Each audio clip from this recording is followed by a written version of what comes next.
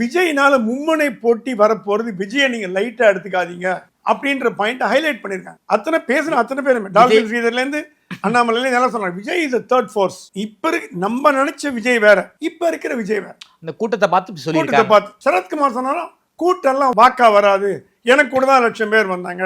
அது உண்மையை சொன்னார். எனக்கு கூட தான் 1,00,000 பேர் வந்தாங்க, நான் தோத்து போயிட்டேன். சினிமா நடிகர்களை பாக்குற வர கூட்டம் எல்லாம் நீங்க வந்து ஓட்டா எடுக்க, அவரோட அனுபவத்தை அவர் சொல்லியிருக்காரு. சரத்குமார் வேற, விஜய் வேற சார். இல்ல, அவரோட அனுபவத்தை அவர் சொல்லியிருக்காரு. ஒருத்தர் பேசியிருக்காங்க. தமிழிசை சொன்னாங்களா, என்னோட டி நகர் தொகுதியில இருந்து 2,00,000 வாக்கு திருடு போச்சுன்னாங்க. உடனே அதுக்கு நான் கேட்டேன், நீங்க அது புகார் கொடுத்தீங்களா, கம்ப்ளைண்ட் பண்ணீங்களா, காப்பி எங்க, திருட்டு போச்சுன்னு சொல்றீங்களா, அதுக்கு என்ன நடவடிக்கை எடுத்தீங்க? அவங்களுக்கு யார்கிட்ட புகார் கொடுக்கணும்னே தெரியல. உடனே கராத்தே சொன்னா, கார்பரேஷன் கமிஷனர் தாங்க, நான் மேயரா இருந்திருக்கேன் அப்படின்னார். அப்போ என்ன வரும், அப்போ கராத்தே சொன்னாலும் நிறைய நம்ம பயன்படுத்திக்கணும். ராதா ரவி எல்லாம் யாருன்னு பாத்தீங்கன்னா, எம்ஆர் ராதாவோட பையன். எம்ஆர் ராதா பெரியாருக்கே சாப்பாடு போட்டவர். பெரியார் பெரியார் பெரியார் பெரியார்ன்றாங்களே, எம்ஆர் ராதா இல்லைன்னா பெரியார் கிடையாது. எம்ஆர் ராதா தான் பெரியார் வளர்த்து விட்டது. அந்த பெரியாரோட பையனை நீங்க ஓரம் கட்டி ஒதுக்கி உட்கார வச்சிட்டீங்களே, நாளைக்கு ராதா ரவி மேடையில போய் பெரியாருக்கு சாப்பாடு போட்டது எங்க அப்பா தான்டான்னா, அந்த திராவிட ஓட்டுலாம் இங்க வரதுக்கு வாய்ப்பு இருக்கு.